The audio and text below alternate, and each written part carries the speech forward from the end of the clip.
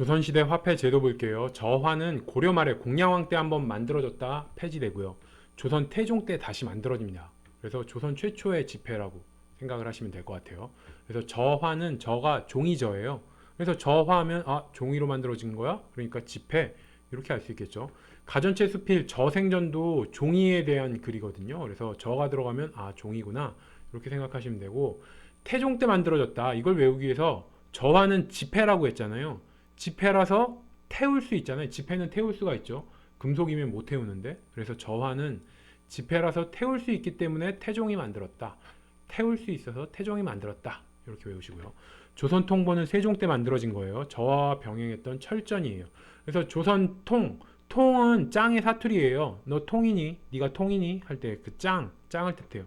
조선 통은 뭐겠어요? 그럼 조선의 짱이란 얘기죠.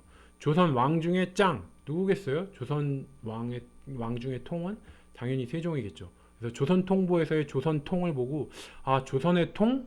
조선의 짱은 세종이지. 팔방 통보는 세조 때 만들어진 거고요. 전시에는 화살촉으로도 사용했습니다. 그래서 전패라고도 해요. 전이 화살전이거든요. 그러니까 화살촉으로 사용됐기 때문에 팔방 통보를 전패라고도 합니다. 화살전이다. 이걸 연상하시면 되고, 자, 세조 때 만들어졌다. 이걸 외우기 위해서 어떻게 했죠? 팔방. 방이 8개란 얘기죠. 집에 방이 8개면 어떻게 하겠어요? 놀리지 말고 세를 줘라. 세 줘. 전세를 줘. 방이 8개나 되면 놀리지 말고 세를 줘라. 딴 사람한테 세를 줘. 그래서 팔방이면 세조 해서 팔방 통보는 세조 때 만들어졌다. 그리고 화살촉으로도 사용됐다. 이걸 외우기 위해서는 화폐로 쓰이는 거 외에 굉장히 다양하게 사방 팔방으로 사용됐다. 팔방 통보니까 사방 팔방으로 활용돼서 돈 화폐뿐만 아니고 화살촉으로도 사용했다.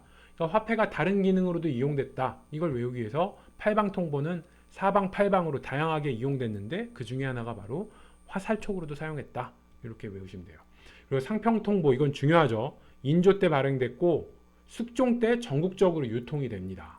숙종 때 대동법이 완성되잖아요. 그러면서 화폐 거래가 활성화되고 그러다 보니까 상평통보도 좀 전국적으로 유통될 수 있었다. 이렇게 생각하시면 되고, 인조 때 발행돼서 숙종 때 유통됐다. 우리나라 조선 화폐 중에 제대로 대중적으로 이제 유통된 게 바로 상평통보예요. 그래서 인조 때 발행돼서 숙종 때 전국적으로 유통됐다. 이걸 외우기 위해서 상평통보는 인숙이다. 인숙이 뭐냐? 상평통보는 인간이 익숙해진, 숙이 익숙해진. 그래서 인간이 익숙해진 최초의 화폐다. 상평통보는 전국적으로 유통될 정도로 인간이 쓰기에 익숙해진 화폐죠. 가장 대중화되는 화폐니까. 그래서 상평통보는 인숙이다.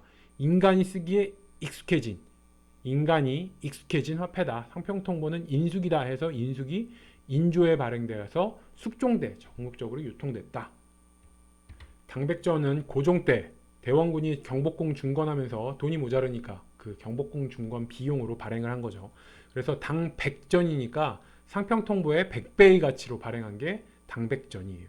당오전도 같이 당백전과 함께 같이 발행한 게 고종 때 당오전입니다. 당백전, 당오전을 같이 외우시면 돼요.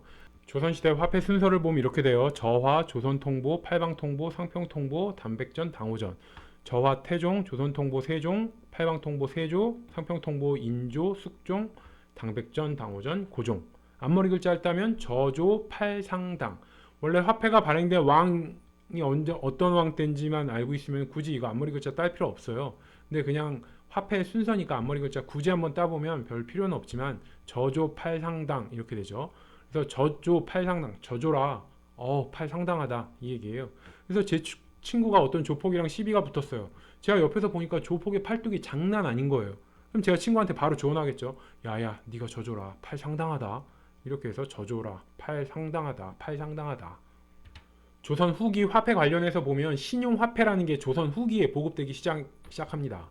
그래서 동전은 대규모 상거래 할 때는 아무래도 불편해요. 그러다 보니까 환이나 어음 등의 신용화폐가 등장을 해서 워낙 큰 규모의 거래가 이루어지는데 동전으로 내려면 너무 무겁겠죠. 그러다 보니까 신용화폐라고 해서 환이나 어음 같은 신용화폐가 등장을 하게 됐다. 그리고 조선 후기에 전황의 모습이 나타나는데 이거는 동전 유통량이 부족해서 화폐 가치가 상승하는 현상이에요. 그래서 전이 돈전, 돈이고 황이 황폐해진다. 그러니까 돈이 말라버린다. 돈이 없어져 버리는 거예요. 그러면서 화폐 가치가 상승하는 거죠. 그래서 이 상거래를 충당할 만큼 동전을 공급하지 않으니까 동전이 귀해지는 거예요. 동전이 귀해지면 어떻게 되겠어요? 다들 돈을 쓰려고 할까요? 아니죠. 귀한 거는 서로 다 자기가 갖고 있으려고 그러잖아요. 그러니까 서로 다 소장하려고 하다 보니까 더 귀해져요. 더 귀해지니까 가치만 자꾸 올라가는 전황, 돈이 말라버리는, 돈이 황폐해지는 전황의 현상이 나타나더라. 그리고 화폐 긍정론자 보면은 조심해야 될 게 유형원, 유수원, 박지원, 박교수 이런 사람이 있어요. 일단은 유형원은 중농학파고요. 나머지 유수원, 박지원, 박교수는 중상학파예요. 중상학파는 당연히 상거래 활성화되기를 원하고 그러려면은 화폐가 있어야지 상거래가 활성화되잖아요. 그러니까 중상론자들은 화폐 긍정론 너무나 당연해요. 그리고 중농주의자들은 농사를 중히 여기지 상공업을 중히 여기지 않기 때문에 화폐를 좀 화폐 패전론 같은 화폐를 없애야 된다 이런 주장을 많이 하는데 특이하게 유형원은 중농학자지만 화폐를 긍정합니다. 그래서 이렇게 의미를 부여할게요. 원, 유형, 원, 유수, 원, 박지, 원 이름에 원이 들어가죠. 원이 들어가면은 좀 화폐를 대체로 좀 긍정한다. 왜? 원이 뭐예요? 우리 100원, 200원 할 때 돈의 단위죠.